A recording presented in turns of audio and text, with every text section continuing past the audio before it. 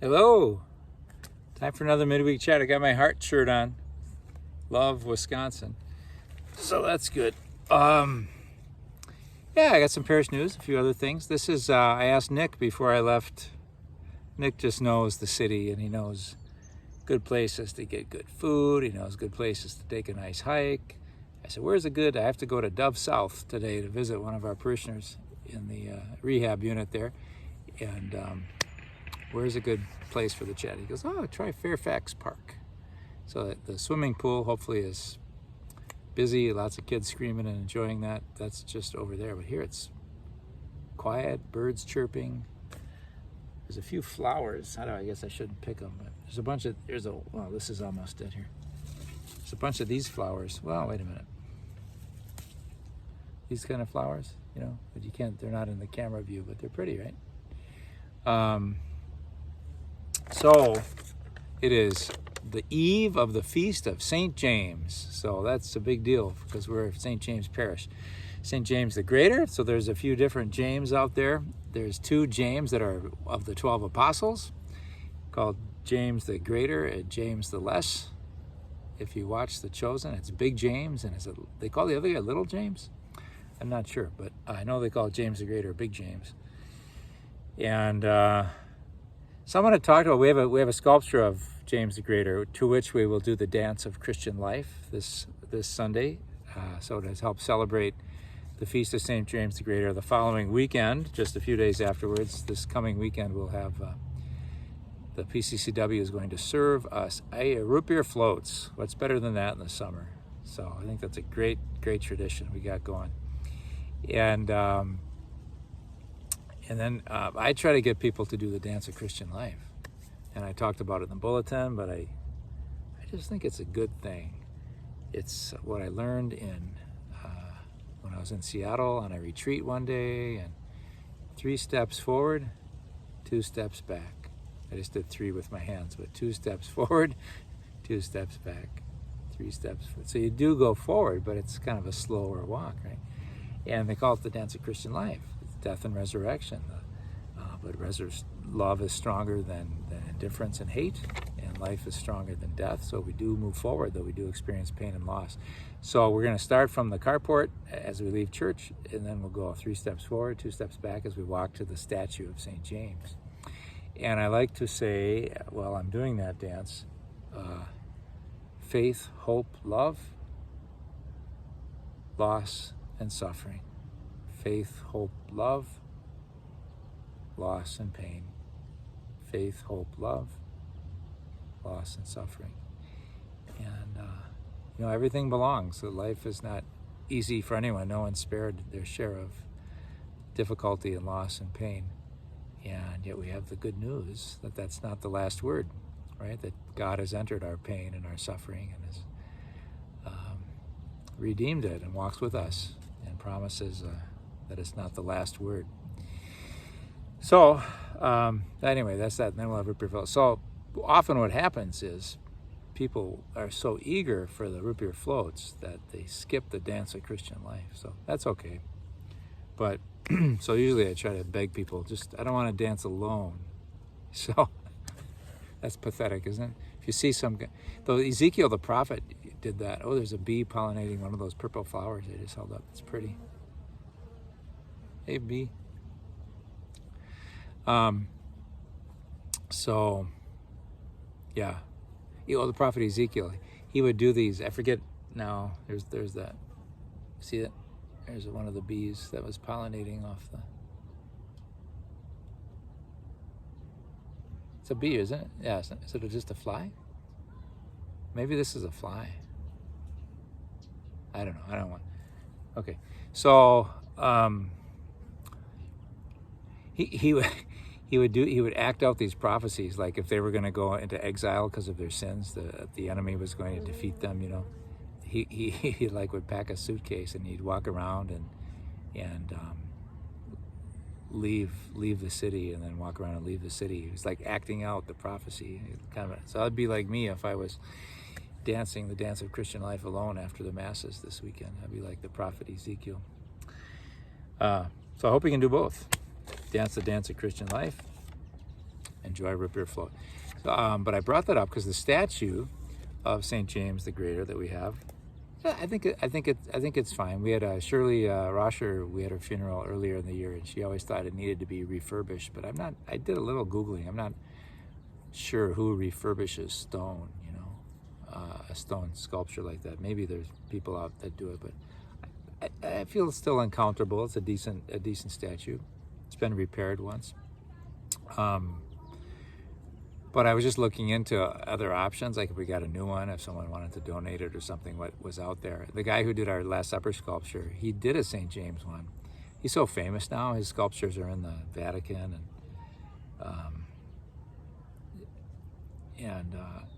but I thought, if he had a St. James one, they had the cast. But he said they lost the cast, and so to start a new one from scratch, it probably cost like $250,000, $300,000. So I was like, okay. But he gave me the name of this other artist, and she sent a sketch of what she would do with St. James. And it must have been for a St. James school that she was doing it, because there were these little children in like school uniforms around him. But he had a walking staff because he's the patron saint of pilgrims. We see that on our banner that hangs in church during ordinary time. And then he had sort of like a shawl, but it was a fishing net, because he's one of the sons of Zebedee, right? James and his brother John were fishing with their father Zebedee. Jesus said, "Come follow me." So he's got a rich, in Scripture, it's just very rich. St. James the Greater. He was one of the first 4 apostles called from the shores of the Sea of Galilee. He was a fisherman. And then he seemed to be one of the big 3. Jesus took Peter, James, and John and went away to pray by himself and said, "Stay awake with me," in Gethsemane. Jesus took Peter, James, and John up to the Mount of Transfiguration, was transfigured before their eyes. That's the icon that we have on our ambo, from which we proclaim the Word of God. And Peter took Peter, James, and John. It's just like a common sort of thing. So, and then he was the first martyr. Not the first martyr. St. Stephen was the first martyr. He was the first of the apostles to be martyred. And that's accounted in Acts. He had his head cut off. So sometimes you might see St. James the Greater with a sword in iconography and holy imagery. And then there's a lot of legends about him, that he was the apostle to Spain, Portugal, the Iberian Peninsula, the far ends of the earth, of the known earth at that time, right? The end of the Mediterranean. And so by tradition, his body is there. So his head, I put that on Facebook when I was on my sabbatical. I went to St. James Cathedral, which is an Armenian Orthodox, I think, cathedral. But they claim to have his head. But I think that the body, so he's beheaded in the Holy Land, because that's what it says in the Acts of Apostles. And then they kept his head and they buried it under this altar. So I touched that place under this altar where you go. It wasn't the main altar where they had Mass. So it's kind of a side altar, and I saw this long line of people, and they weren't speaking English. But I figured out that that's where St. James' head was buried, and that's why everybody was going to touch that place. It's nice to remember beautiful times like that. It was a day of a feast day too, and I forget what the feast was. This would have been in the fall, early fall, and they had these garlands of basil, and they were giving it to people that came to worship that day. In the streets of the Armenian Quarter, they had all these strands of basil, like green and life. And I'll have to look that up, see if I can find what the celebration was. But it's beautiful, great to be part of that. So by tradition, so he had been in Spain and was like a hero. I just see part of my bicycle's cracked. I don't think that'll affect performance. I hope not. I'll see. So they took his body back to Spain to be buried. And Santiago, like a lot of saints, like San Francisco is St. Francis, San Diego is Saint Diego. if you want to say St. James, you just say Santiago. And I don't think Tiago means James. I think the whole thing just means St. James, Santiago. So he's kind of unique that way. And, the seashell is a symbol. I think the most common interpretation of that is that when you go to his grave, it's near the ocean, so a seashell becomes like proof that you made the pilgrimage. So it's both a symbol of St. James, which we have etched on our windows, and you see it on our baptismal font and Easter candle, the seashell. But it's also a legend. There's a legend that it has to do. So of St. James, and it's the symbol of pilgrims. So other than the Holy Land in Rome, probably the most common Christian pilgrimage destination is St. James' tomb.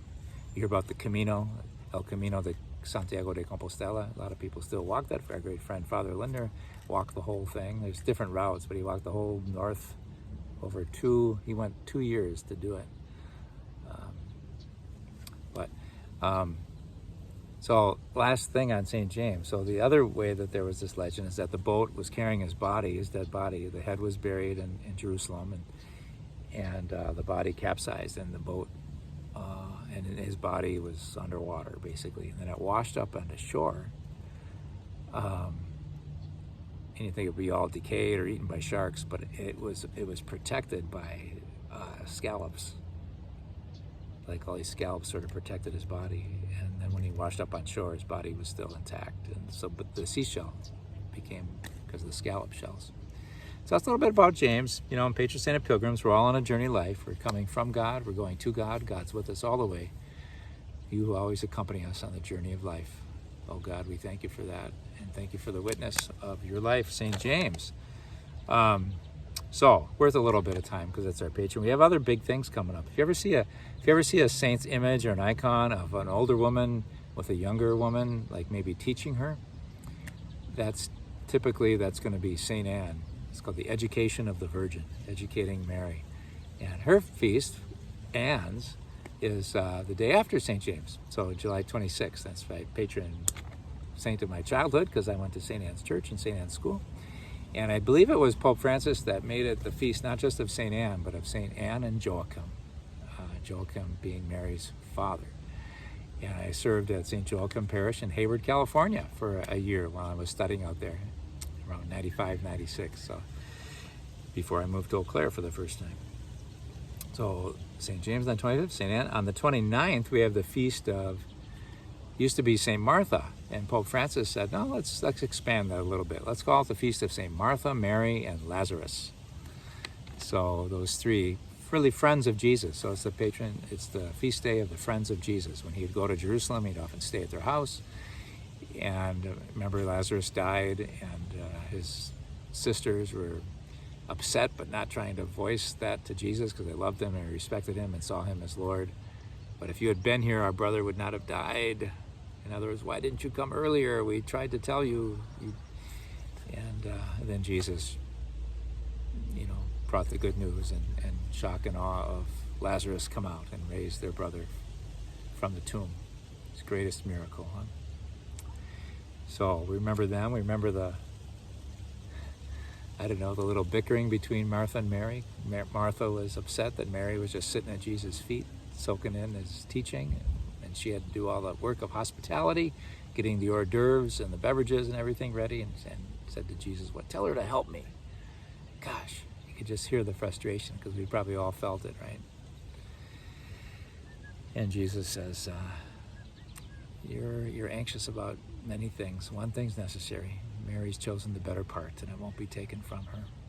So we remember them. That's probably the gospel of the day. That'll be on the 28th. That'll be Monday. And then a great feast on a week from today, St. Ignatius Loyola. So next week, Wednesday, we'll see if I do it from the ballpark again, American Family Stadium. I'll be watching the Brewer-Brave game with some of the great priests of our diocese. 5 of us go down, so that'll be nice. St. Ignatius Loyola, if I don't get to talking about him, though, it's just probably most influential in my life indirectly, because the people that trained me to be a priest were kind of trained in the spirituality of St. Ignatius Loyola. So how to pray, how to look at God, where to find the sacred, those sort of things through his lens, to find God in all things, to have the assumption that Jesus wants to win our hearts, and he's kind of pulling at our hearts and luring us with his Holy Spirit to do good things, to serve God well, to love one another well, to do what's going to expand our heart the most. That we have that lure in our life, but there's also the other lure that would bring us away from God and the evil one, right? And so to try to discern those spirits, he was a big one about discerning spirits, and he had rules, how you can tell when it's God, how you can tell when it's the devil. And it's worth being familiar with all that. Overall, he says that the Spirit will give you a sense of peace, a sense of rightness, even if the road is difficult, that you can kind of shoulder the burden because he's with you and it feels right. A lot of it's kind of feeling, being in touch with your emotions. And the evil spirit might feel good, but it might be more like a thrill or like a relief, or like not a holy relief, but just like, oh, I don't have to really do what God demands, maybe. And so that feels good in the moment, but would create a little turbulence in our hearts. You know, when we're in communion with Christ and with one another, that'll bring a sense of consolation and peace. And when we're not, it'll bring a little turbulence there, you know. But it's tricky stuff, because he also says if you're in a good position and you're generally moving in your life in a Godward direction, things are good, then that'll be a consoling experience. It'll be good. But if you're not, then the Holy Spirit will continue to move you in that direction. It'll feel right. It'll feel natural. It'll feel good. As he says, it'll feel like water touching a sponge, kind of gently and soaking into it. So if your life's kind of going the wrong way, you're kind of moving towards self-absorption, away from communion with God, away from communion with people, then to get you on the right path, the Spirit maybe will feel pretty disruptive or challenging. Or as Christine likes to say, get a slap on the head. It's like, what are you doing? What are you doing? You got to do this. Why are you doing that?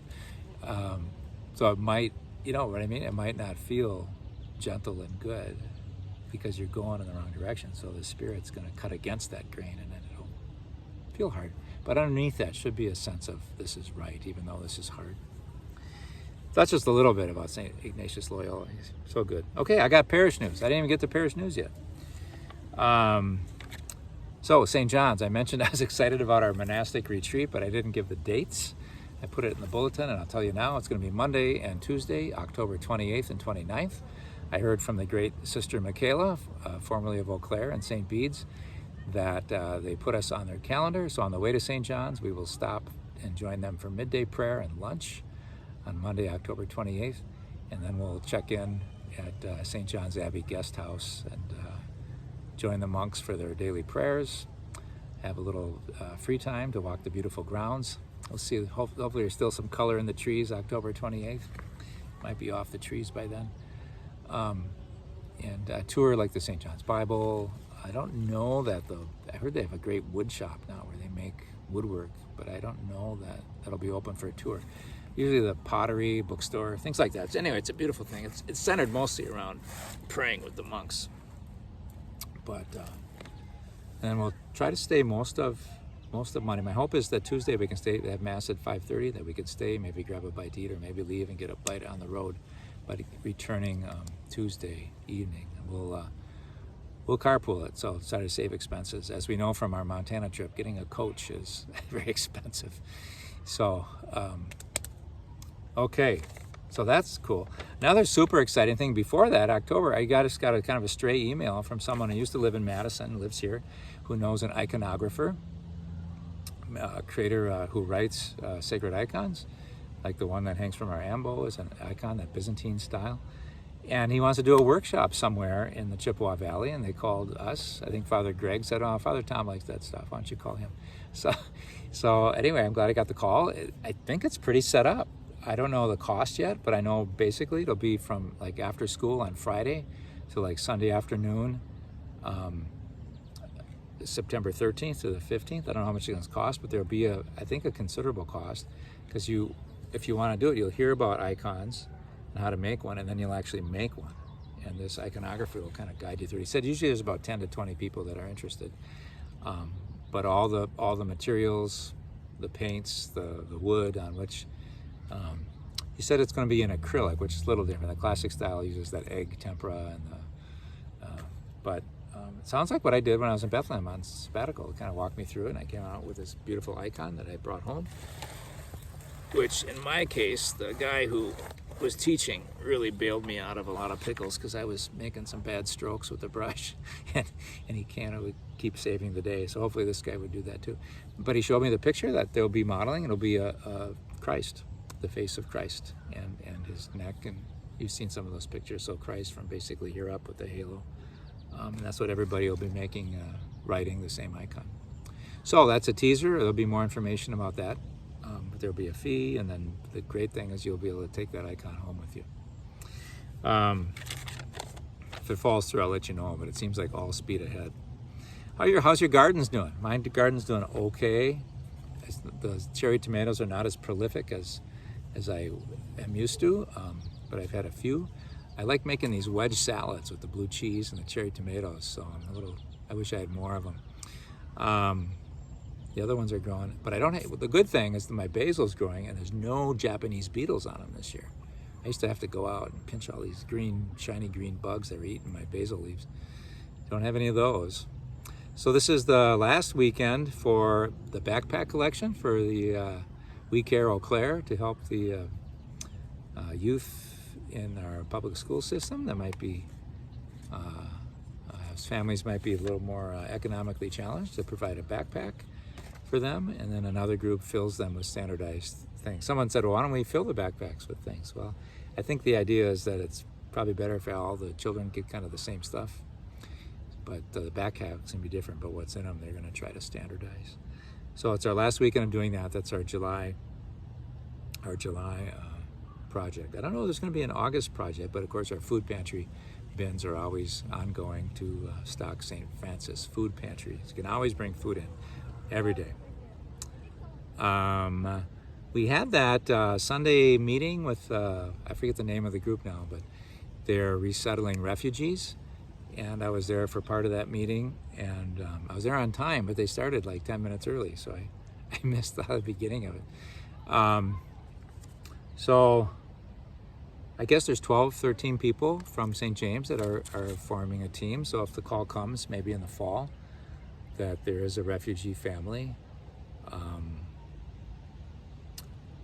we're ready to have a team to help them adjust. It's like you kind of accompany them for like the first 6 months, help them with various things, shopping, getting settled. And the part I was there for was just really trying to ease anyone's mind who had concerns about how thoroughly vetted refugees are to be classified as a refugee. So this isn't just regular immigration, which I think we need to be hospitable about as well, but refugees are people that really face danger and are seeking asylum, and they are, they've been in the system for a long time, they've been vetted, and so as much as any vetting can show, they're not a danger to anybody, but seeking a safe life. So we'll see if that takes shape this fall. Next set on the 4th of August, so not this weekend, but next, it's Summer Choir Day. And you ever want to be part of a church choir, but didn't want to make that commitment all year, or you weren't sure what it was like? Well, you can just show up it'll be at the 10 o'clock mass. You can just show up at 9:15 in the choir loft, and it's one of those practice hard for 30 minutes, and then you're going to be in the choir. So I guess they did it once already this summer, and it was great success. So maybe consider that, 9:15 on Sunday morning, August 4th, in the choir loft. You could be serving the rest of us in the choir. Nice. Here I thought I was talking about St. James for so long that I'd go way over time, but I think that's mainly what I wanted to say. I'll just add, it was my mother's birthday this week, and think we had some good celebrations. I got there Sunday night, and then I was there Monday for breakfast. And my brother, I couldn't go on the actual day because I had a meeting in La Crosse, which was yesterday. But my brother Glenn went up there, and it was good. And so she's 94 and maintains her sense of graciousness and goodness and kindness. And she likes our visits. Not, doesn't have a lot of energy for life. I think maybe she doesn't remember when she's had good times, and then so life just seems like it's really boring. And she thinks that maybe she's not long for this world, and maybe she's not, but she seems pretty healthy to me. So whenever we part, she'll often say, and it seems to be increasing, well, I guess this is it. This is the last time I'll see you.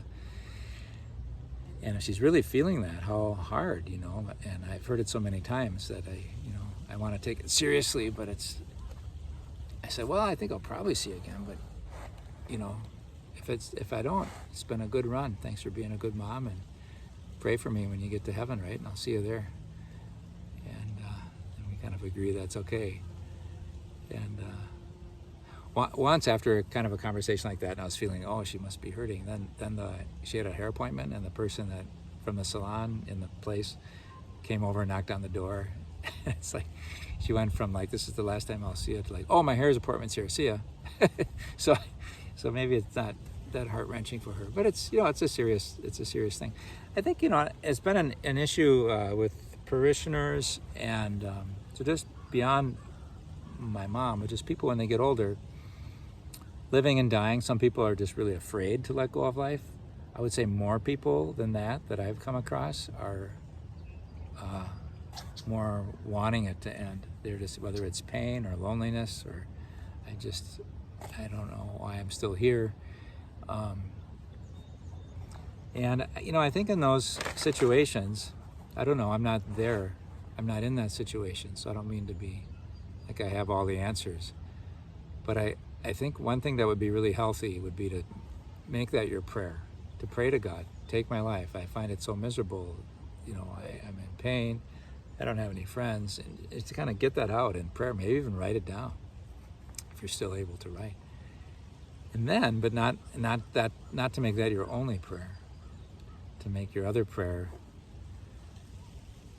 thy will be done, I guess, to sum it up. But I'm still here. Apparently it's your will that I'm still here. Give me the courage to serve you in whatever way you want me to serve you. You've kind of heard what I want. What I forgot to mention in that first prayer was that I really want to do what you want. That's what my whole life's about. I want to serve you. And if it just means enduring these difficult days, give me the strength to do that, and I will do my best. So, okay. So God bless you, everybody. We'll let you head off with this nice little scene here.